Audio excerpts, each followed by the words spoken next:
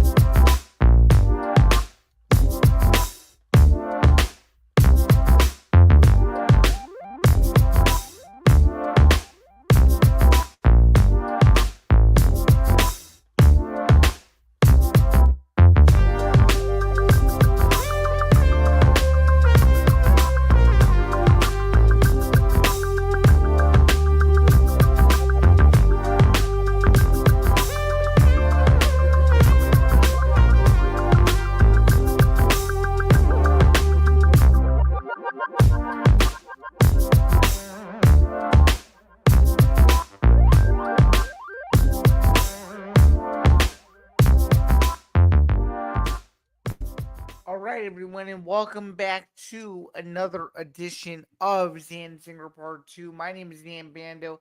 It is Monday, August 10th, 2026. Hope you are doing well, and shout out to the 80 people who are already here. A few quick reminders before we get started with today's stream that will go until about 10:35 a.m.-ish Central, 11:35 a.m. Eastern. Make sure to like, follow, and subscribe to the Empty the Bench Podcast Network. To do so, please go to youtube.com/EDB Network. You can follow the show on social media at Banda's Breakdown. And of course, you can listen to all the archives of Banda's Breakdown to wherever you get your podcasts. In case you're wondering why this show is on a Monday, it is because I was on ETB Lounge last night. If you even checked it out, go do so.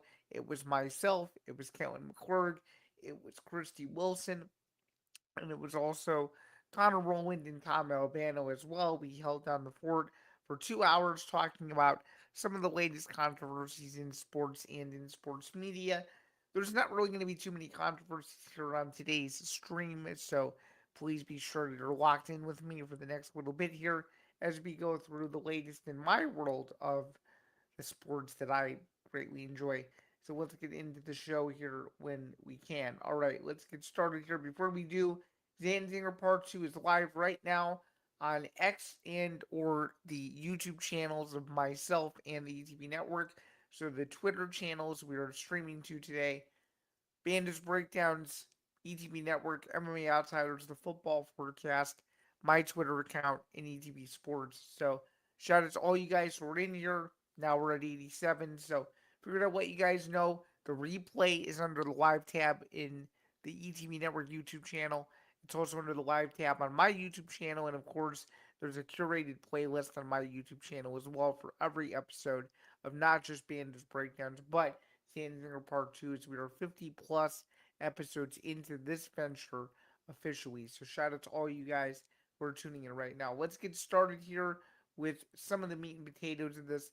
The Pro Football Hall of Fame was this past weekend. Let's go over who was inducted into the Pro Football Hall of Fame. It was this past weekend in Canton, Ohio. I've never been to the actual induction ceremony, but I have seen the actual facility in person, and it's awesome. So let's take a look at who was inducted this year. Drew Brees and Larry Fitzgerald were two of the main names out of this. Let's take a look at some of the things that both had to say. This is courtesy of Yahoo Sports.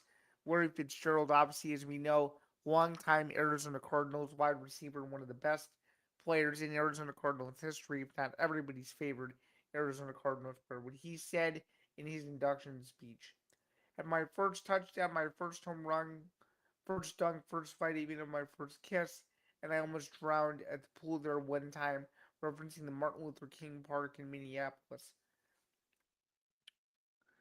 Let's talk about some of the names that he was associated with on Randy Moss. I learned nothing because there was nothing I could do like him on a football field, but what I did learn from Moss is about generosity. He gave me his clothes, he gave me his size 14 shoes. Randy being acknowledged by you meant the world to me. I'm even getting choked up reading these. On Emmitt Smith, the all-time leading rusher made himself available, practiced with integrity, and couldn't be beaten in the locker room. Wrestling, the only thing I couldn't do was beat him in wrestling in the locker room. Man, he was old when I got there. Referencing Arizona, he was so old, man. That man is strong, man. He is strong. And Kurt Warner, you dragged me into life's winner's circle, and Fitz also pointed out Warner's weird. Um, insatiable love for spaghetti. Let's see here. Let's take a look at some others. We talked about his parents. Let's look at Adam Vinatieri, longtime NFL kicker, won the Super Bowl, of course, with the Patriots and with the Colts. I'm Bill Belichick, who couldn't attend. There's a lot going on at UNC right now. He may be on a recruiting trip right now, looking for the next Lawrence Taylor. I thought it was because training camp had already started, but it's truth. It's because he's judging his girlfriend's cheerleading competition. Later, Vinatieri said, all jokes aside, Bill is the greatest coach of all time. Tom Brady. I was lucky enough to play with the greatest quarterback in Patriot history. Unfortunately, he wasn't able to make it here today. Drew Bledsoe. Um, then I had a few more Tom Brady jokes, but I was afraid that he'd run up on the stage and maybe give me a Will Smith slap like he did to Logan Paul last month. That's funny. On the Patriots Super Bowl 36 underdog win. Sorry, Kurt Warner. Today it's not all about me. Today it's about family. It's about teammates. It's about coaches. Uh, let's see here. Talked about being a dad. Then in closing, this is what he said about the game of football. I love you with everything I had. You were the heir. I gave you 38 years of my life, and in return, you gave me a lifetime of memories. Looking back, I realized I was never playing just football. We were building a life together. Now it feels like a parent letting go of a grown child. I gave everything I had, and someone you gave me more in return. Thank you for the life you gave me. Let's take a look at Luke Kuechly, longtime Carolina Panthers linebacker. Oh man. Okay, here we go. Let's talk about his relationship to Ron Rivera. He goes, "That's why when people ask me what I miss most about football, it's not one specific game or one specific play. It's the locker room, which I feel like I have again with you guys up here. It's the conversations that have nothing to do with sports. It's together after wins and hurting together after losses. There's no way to measure what the game of football has given me, the joy it's provided, more than anything, the people that I've been so blessed to be around as a result of this game. The most valuable member of the team is the fan," he said, which is pretty awesome. You usually don't see that.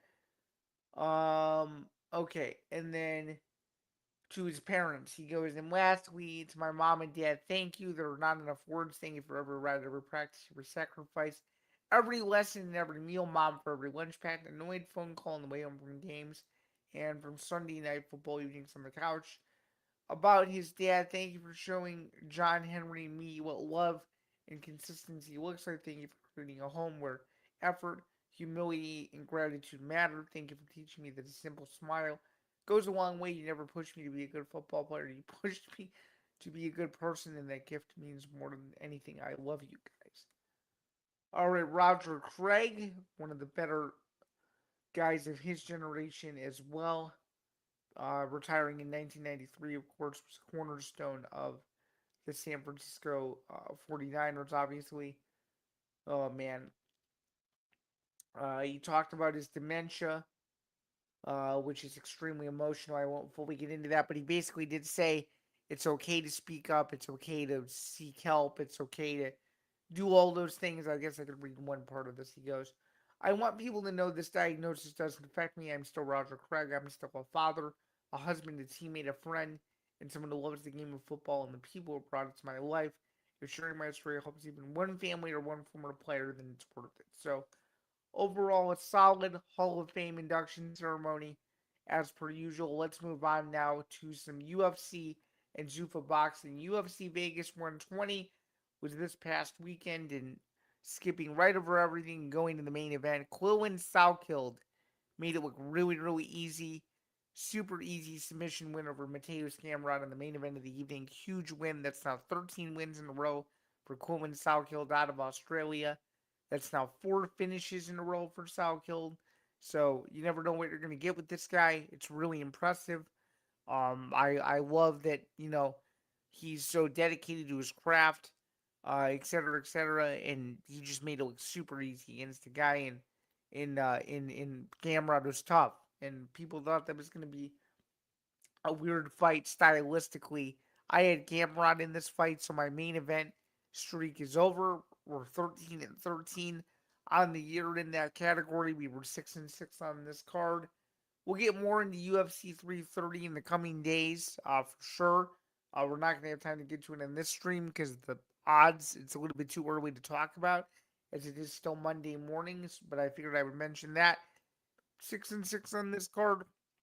It was a good card. It was the first card in UFC history, the newly renovated, expanded Meta Apex. It seems like the people over there.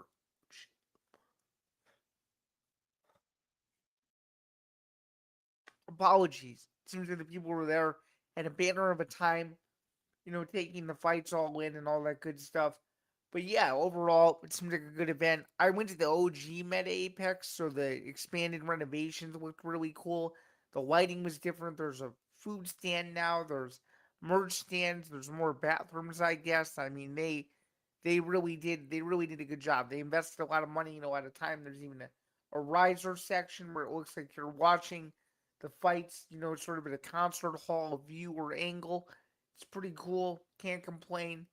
There's a lot they could do at the Apex for sure, and I thought overall it was a solid event, solid fights. Dana, I don't think was in attendance because he was at Zuffa Boxing. And speaking of Zuffa Boxing, we went undefeated on Zuffa Boxing on Saturday. That was earlier in the day. We had Aaron McKenna winning his main event. We also had Callum Walsh defeating Tyler Denny in the co-main event as well. Overall, a solid card. I told you guys this was going to be a good card. I told you there were a lot of prospects on this card that people were excited about, that I was excited about for sure, et cetera, et cetera. And yeah, I mean, I think it was a good show. I think it lived up to the hype. I think it lived up to the billing. Um, the stream was good on Paramount. I thought overall it was a solid show. But 8-0 now for Zuffa Boxing. We're a little over 20 fights. Or no, wait, let's see here.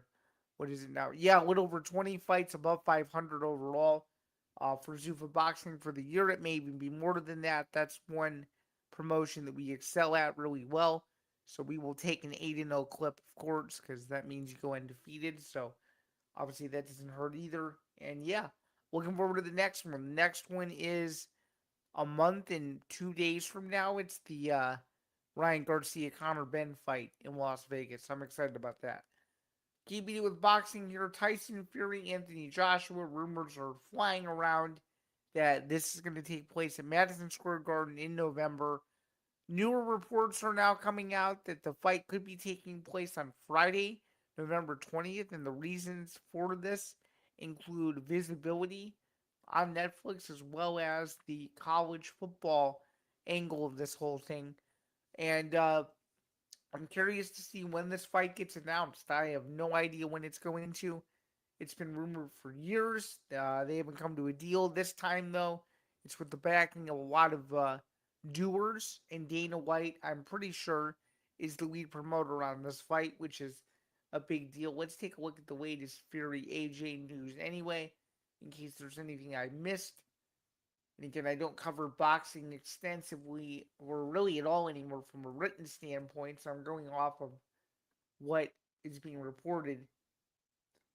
No, so the original AI overview is November 14th, but I don't think that's the case anymore. Um, uh,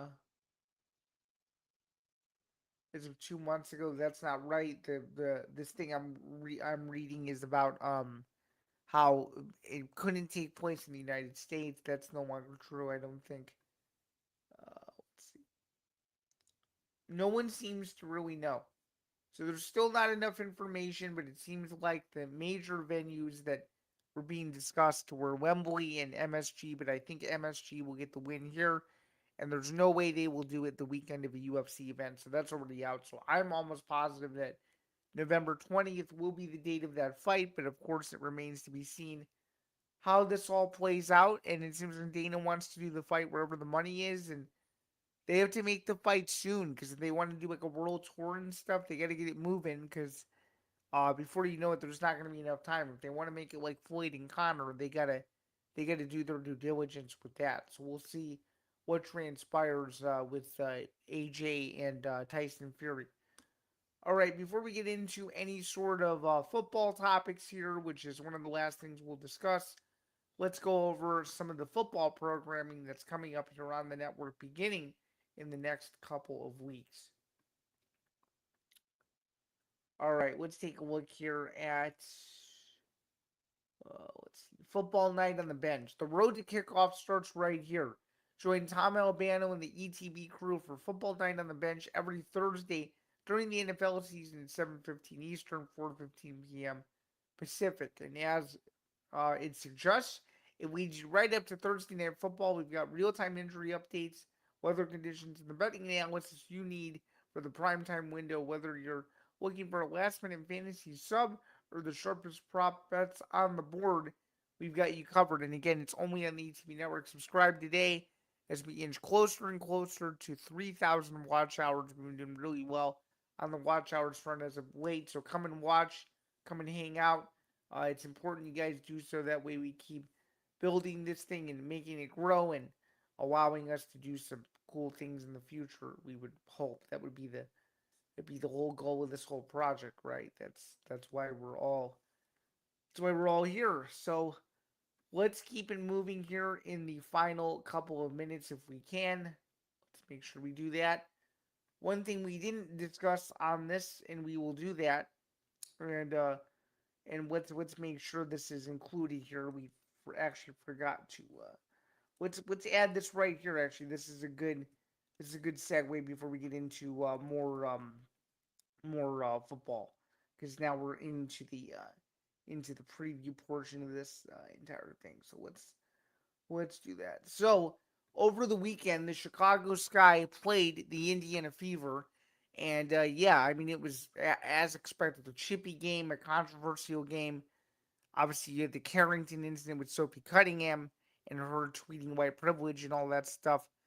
I just want to talk about that whole thing from a basketball standpoint. I don't want to get into the uh, politicking of it, if you will. I feel like everyone's doing that. That's sort of getting old a little bit. I want to talk about the basketball angle of this. It's absolutely dumb. It's dumb. It's uncalled for. It's stupid. It's classless. Um, I don't care who you are. You can't be doing that in a professional setting in a game like that where there's heightened animosity, hatred, whatever you want to call it. I think it's extremely disappointing from a Carrington standpoint. Obviously, the Cunningham thing is heightened now. There's been rallies outside stadiums about her comments on, you know, trans people in sports and stuff, which I don't want to get into, but it's clear the league has lots of issues. Basketball is becoming the sideshow, which I think is completely wrong. And by the way, um, in case you didn't know, the Fever won the game 90 to 86 over Chicago in a game that really means nothing to the Sky's playoff hopes because I don't think they're making the playoffs anytime soon. I'm actually going to a game here later in the season when they play the Mystics in about a month or so, so I'm excited about that. But nonetheless, though, just a disappointing mid stretch there of that game from the United Center on national TV. Of course, you had that Caitlin Clark foul that was rescinded. It should have never been called a foul in the first place. Um, just the overreactions from people just bother me about this, and it almost makes the league a little bit unwatchable because all people want to do is just complain about it. But it involves my hometown team, I guess, so I figured I'd cover it. But obviously, they lose, of course. Obviously, they always lose to the Fever. They barely ever shocked me and beat Indiana. So this wasn't a surprise. So there you go. That's that. And yeah, let's move on to the final topic here with some football in the final 15 minutes here. NFC North, we'll start there. We're going to do the NFC South and NFC West on the next episode of Banda's Breakdowns. We'll get through all the divisions when we can, but let's go over every schedule in the NFL of this division. Let's go rapid fire and don't judge me on the divisional games. We're going to do our best there to keep track of those and who wins the division overall, but should be able to figure it out. Let's take a look here. Let's start with the Bears. Obviously, they bring back a lot. Of course, it's another big season for Caleb Williams, fresh off of a playoff berth this past year. They opened the season at Carolina on September 13th. I think they win that. They play the Vikings on my birthday. I think they win that. So they're 2-0. They'll lose to the Eagles. They're 2-1. They'll beat the Jets. They're 3-1. They'll lose to the Packers. They're 3-2. They'll beat Atlanta.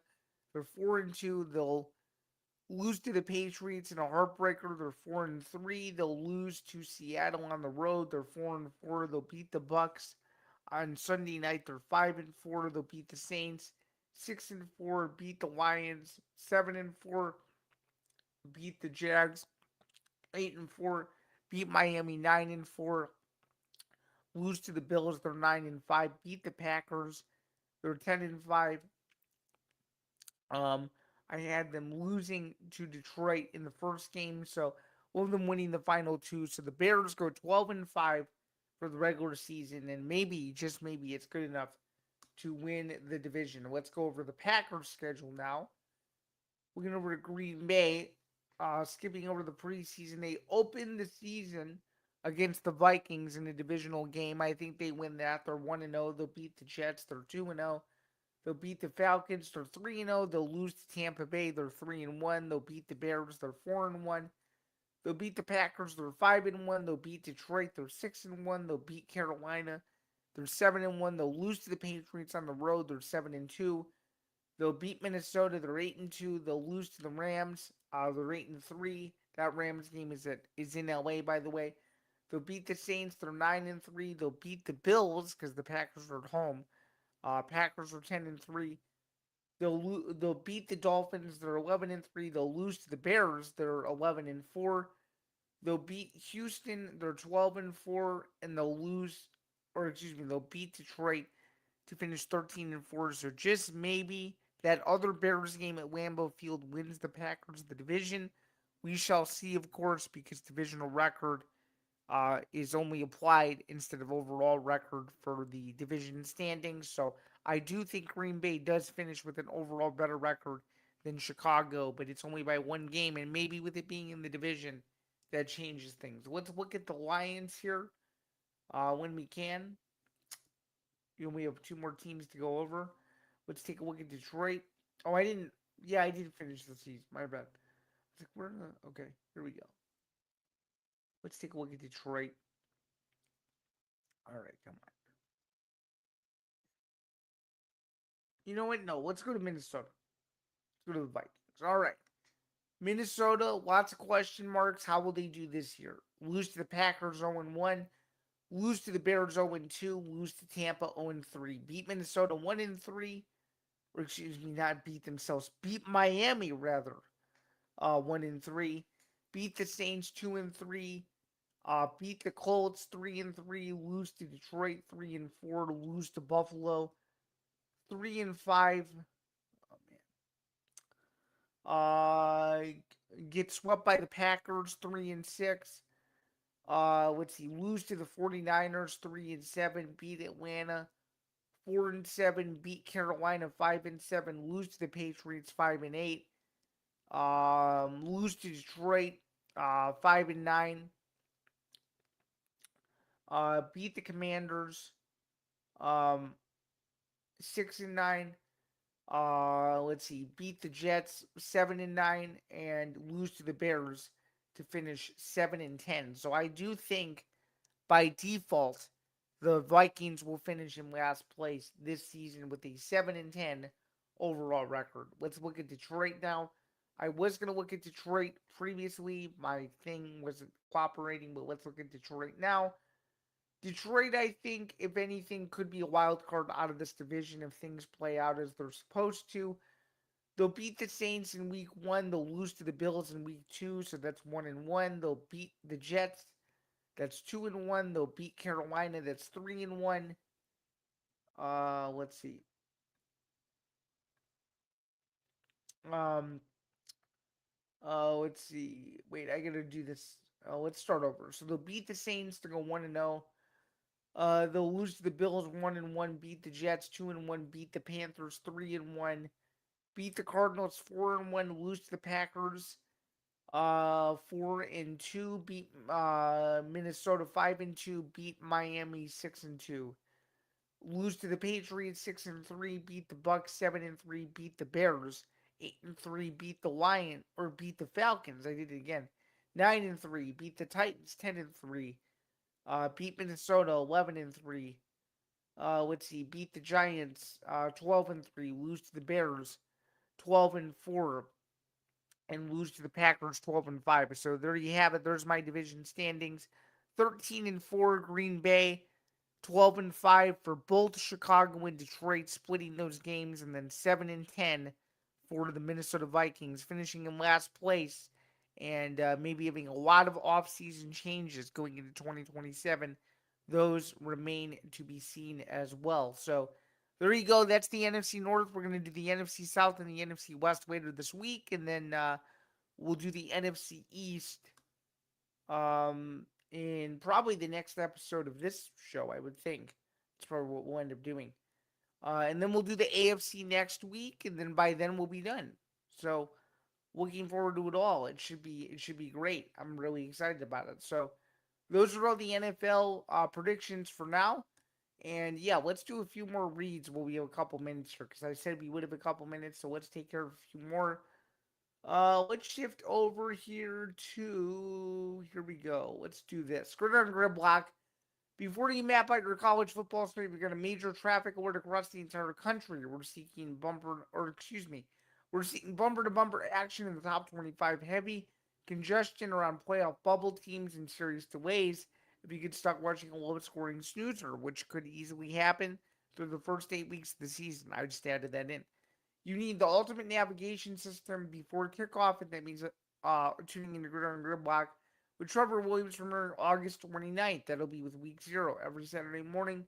Trevor brings you the full college football traffic report, breaking down where the fast lanes are, routing you around the trap games, and giving you an early look at the marquee matchups you strictly can't afford to be stuck in traffic for. Don't get detour bound this Saturday, meaning Saturday in August. We're a few weeks away. Go to your schedule and tune in to Gridiron Grid Block with Trevor Williams every Saturday, 10 a.m. Eastern, 7 a.m. Pacific, right here on the ETP Network. Map out your Saturday and avoid the dead ends and coast all afternoon only in the ETP Network. Again, subscribe today, youtube.com/ETBNETWORK. So shout out to Trevor and all he does with that show. All right, that'll do it for another edition of Zan's Zinger Part 2. Thank you so much for tuning in once again. 164 people in the stream today. Listen to Bando's Breakdowns wherever your podcast. Subscribe today at youtube.com/ETB Network. My name is Zan Bando once again. I'm a sports journalist and an ETB Network co-host. You can find my work several places. MMA Knockout on Sports Illustrated. We're gearing up for a huge week with UFC 330 with the double championship fights. Main event, obviously, Islam Makhachev, Ian Gary for Makhachev's welterweight title. It is his first title defense at welterweight, and then moving over into the women's strawweight division, Mackenzie Dern fights Jillian Robertson in the co-main event there at UFC 330 Xfinity Mobile Arena in Philadelphia. You will see me later this week with Tom Albano on the pre-show Fight IQ, the Puncher's Chance, where he and I will give you our best plays and predictions for almost every fight on the 12-fight card from Philly. It's the first UFC event in Philadelphia that is a numbered event since 2009 and the first event from Philly overall since 2019. So be sure to stay tuned there. You can catch the entire card on Paramount Plus. And obviously, of course, please subscribe to everything that we're doing. Every episode of Bandits Breakdowns, we will be back later this week for episode 102. Stay tuned for the next edition of Zain Zinger Part 2, where we will have a special guest joining the program. If you like bare knuckle boxing, uh, this might be a good person to listen to. Excited to talk to a major stakeholder in BKB later on this week, so check that out as well. And check out all the other stuff that we're doing overall, too. And of course, without further ado, you can follow me today or whenever. My notifications should be turned on if you do follow me, as updates are always coming fast and furious at Zanbando99. That's at ZAINBANDO 99. It would be greatly appreciated if you guys followed me on socials as well. All right. That'll do it for another edition of Zan Zinger Part 2. Thank you so much for making the adjustment and tuning into me on this fine Monday morning as it is just past 11:30 a.m. Eastern. Enjoy the rest of your day. Enjoy the great start to your week, hopefully. And we will catch you guys very soon. Thanks so much for tuning in. Really, really appreciate you guys. Keep it locked right here. Subscribe. And sure as everyone. Thanks. Appreciate you all.